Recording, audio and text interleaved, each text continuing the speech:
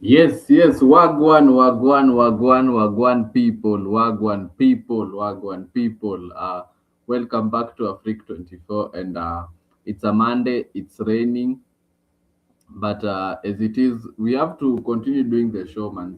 Whether it come rain, come sunshine, come poor electricity, come good electricity, lazima we have to keep on talking about football because they always say football is life. It's what we breathe. It's what we eat. Yani, football is what we are made of.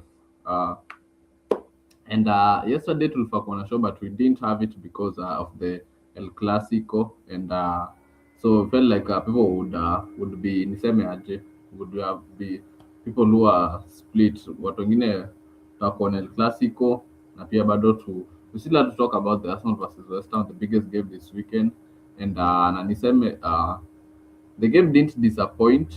Ni game yenye ili deliver in its own way, and controversy ilikuwa mingi sana kwa hiyo game, but I couldn't fail to be here to talk about some few things hapo. And one games zilikuwa mingi. Saturday Chelsea wamepata point against Liverpool. Some people say that is what the battle of the losing teams, and yeah, true to it. Those teams, two teams were poor this season by far, and so that was the game tonight, battle of the not tonight, on Saturday. Sorry, Kunrad Jamani, battle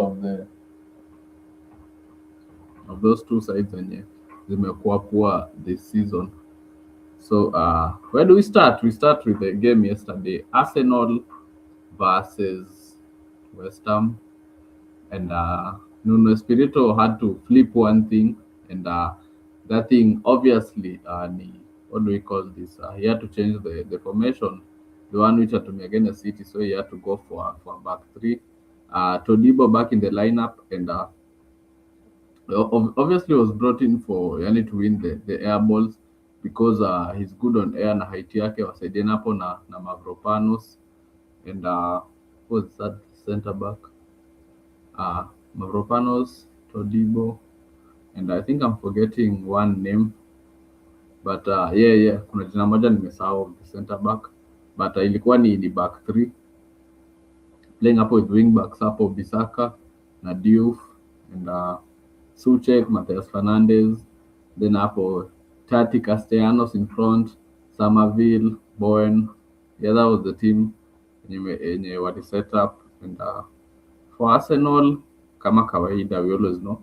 And saizi, I think for the last two games, Mikel Arteta is trusting more Skelly in midfield uh, versus Zubi, because as much as I feel like Zubi amekuwa poor this season, I feel like he has blanked in a lot of big games this season as compared to Skelly. Skelly hapo tumemzoea sana left back last season, but right now in midfield the guy is settling in very very well hapo midfield, because I feel like he's playing with a lot of confidence. Hata huwezi jua he's a young player, confident on the ball, rarely makes mistakes, yani dictates the play. So I think Skelly has a good shout to be in midfield over Zubi, and but anyway, let us wait and see, because with Arteta sometimes mambo ni ngumu. So Arsenal started off well. Uh, Calafiori had a very, very good chance within the first few minutes, and he missed a very, very big one. And I feel from there on up, Arsenal, it took them a little while to settle, to start creating chances and so on, of which for West Ham it iliwachukua time kiasi for them to be able now to settle in now, to start now creating the chances. It took them a little bit of time, but also unaweza ona tu hata the way in which West Ham had played, yani they walikuwa wameset themselves in a way to play for counter attacks. But I feel as the game went on, unapata West Ham they started settling into the game, and when they started settling in, walikuwa wanajipata wana create some good chances.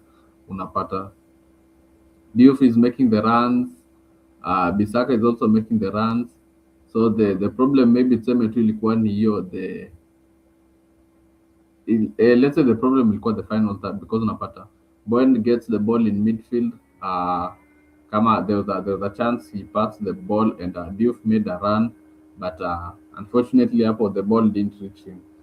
So I feel hiyo ndo ilikuwa ni shida ya West Ham within the first few minutes that they were creating, but walikuwa tunakosa tu that the the final the final pass to yani ball ifikie the right person to be able to score. And for Arsenal niseme injury ya Ben White kidogo iliwatingisha kidogo. And then Ateta had the option, he could have just brought in Mosquera as early on as Ben White got the injury. But he opted for Rice in right back role, of which I felt like the moment Rice alienda right back, I felt like attack ya Arsenal kidogo ilienda chini. That's where West Ham now started settling in, because this Arsenal without Declan Rice up on midfield, I feel like they feel like they are a bit wounded. Although Declan Rice, there's some energy, kuna ile power yenye, yani the drive forward. There is a way in which Declan Rice akikwanga hapo midfield, niseme aje, it's like he's at the heart of everything for Arsenal. So Declan Rice hapo midfield akikuwa yani like tuseme the ship is steady, so moving him to right back umetake away the creativity, hiyo the drive, yani hizo the runs from one box to the other, yani hiyo progressive play umetoa from Arsenal, and that's where you gave West Ham a chance to live, unaona. And after there unaona kina Somerville walikuwa unapata Somerville picks the ball nini from his own half, makes a run to the other. So again unapata ni uh, the the final pass and also the finish ndio kidogo imeangusha West Ham. So the second half, Arteta, he had to make the change. He had to bring in Mosquera and Rice Aruli midfield, and I still feel like hapo the game, see that result here 1-0. Don't think the 1-0 actually reflects the scoreline doesn't tell the whole story, because still bad in the second half the game it got 50-50. Anyone could have won it. Arsenal are create, West Ham create, Arsenal create, West Ham create. So for this game, it's a good thing kwanza Ateta made the changes, akaleta Odegaard. Feel like when Odegaard came in as much as people wamekuwa criticize this season that he has been poor, he hasn't done well. I feel like in this game ndio Odegaard amestep up it, because he was the one who created the chance for Trossard to take the shot and score. And it was a very, very, very vital goal. Very, very vital goal in the title race, because if Trossard hadn't scored, the game ilienda 0-0. So that means you brought back City in the title race, and it would only be a single goal, equal to goal difference here, 40-41. So that would mean that it's going to the last day. When it's going to the last day, City can outscore you, you can outscore them. It's a game for anyone. So, but the biggest miss ni Mateus Fernandez, and niseme if I'm a West Ham fan, I wouldn't want hiyo chance yenye ilikam hivyo to be in Mateus Fernandez.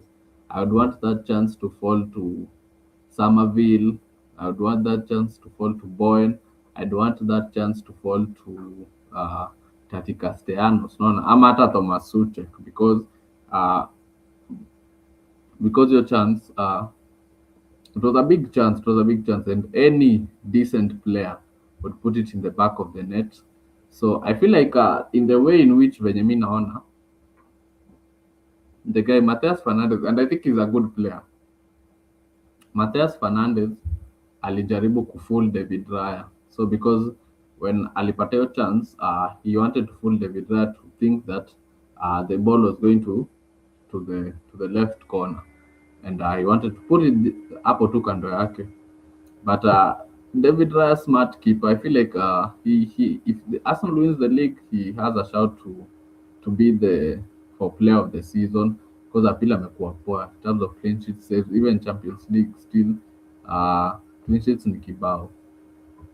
So, and I think when nimesema hapo for Mateus Fernandez, I think that's the mistake he made, because with that chance alipata, he just had one job, just put it there hapo in the left corner huko hapo, and that was hapo, I think that would have had a better chance to to go in the back of the net rather than trying to score higher in the near post.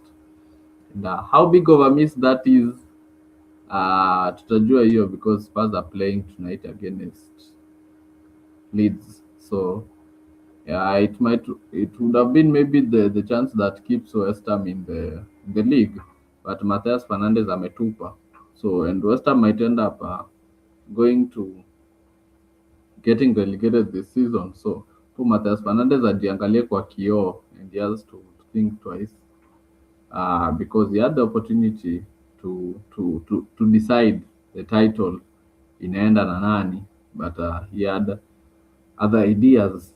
And of course, we also have to talk about the controversy because after that on, I felt if it were up to me, as I was watching the game, I'm saying Mbona Nuno Espirito Santo is not making changes earlier on because I felt like Callum Wilson minutes zake zimekuwa limited this season and maybe because of the age or whatever, but I felt like in this game, even not only this game, in most West Ham games, the best thing ni walete Wilson mapema. That's the best thing. Bring him on hata kama ni in the 70th minute because with Wilson he can score anytime. You just need to give him the ball na atafunga. So I felt like coach umekawia sana before you started making the changes and you brought him on and so the hiyo opportunity yenye this guy Pablo, I think it's called Pablo, Ali. Yeah, of course, I would lie if I say that's not a foul. I would, if I sit here and I say you yenye hakushika mkono or didn't try to make it difficult, that we try to catch, it was a foul. So I think the easiest thing that Pablo would have done would have tried to make it a bit difficult for the keeper to catch the ball bila kumshika tu mkono because as long as alikuwa ameweka mkono hapo kwa David Raya hapo na amepitisha hapo I think that alone is enough for the goal to be nullified. So the best thing yenye angefanya, he would have just tried to even hata give the keeper a body check, try to come in front of the keeper, try to make it as difficult as possible for him to catch the ball without touching him because goalkeepers are super protected. And Wilson took the shot very nicely. And if it wasn't for that foul by Pablo, bao ilikuwa imefungwa safi. But all in all, I feel like Arsenal have done that far too many times this season, last season. We remember the Ben White tactics because Ben White, how many times got Nonanga Ben White came in front of the keeper and made it difficult for the keeper to be able to catch the ball kwa corners and they were scored and VR hazikuwa intervene. So that's the question which so many people will be asking themselves that Arsenal have been doing these tactics each and every time this season, last season, and they get away with it. But when it's time for other teams, uh, the foul is given. So that's the talking point in back equal. So tulikuwa na show hapa na Mabela, I think about 2 or 3 weeks ago, and they spoke about the PGMOL, the refereeing decisions tomorrow this season. We have a lot of questions, and so I feel like they have to go and review some things. And standard lazima ikuwe moja if we are to have a free and fair game. And with that said, those are my 2 senses about the Arsenal versus West Ham game. But all in all, Arsenal can win it, and there is a 7% chance to wapate wanashinda, but I still feel like these people are still very shaky.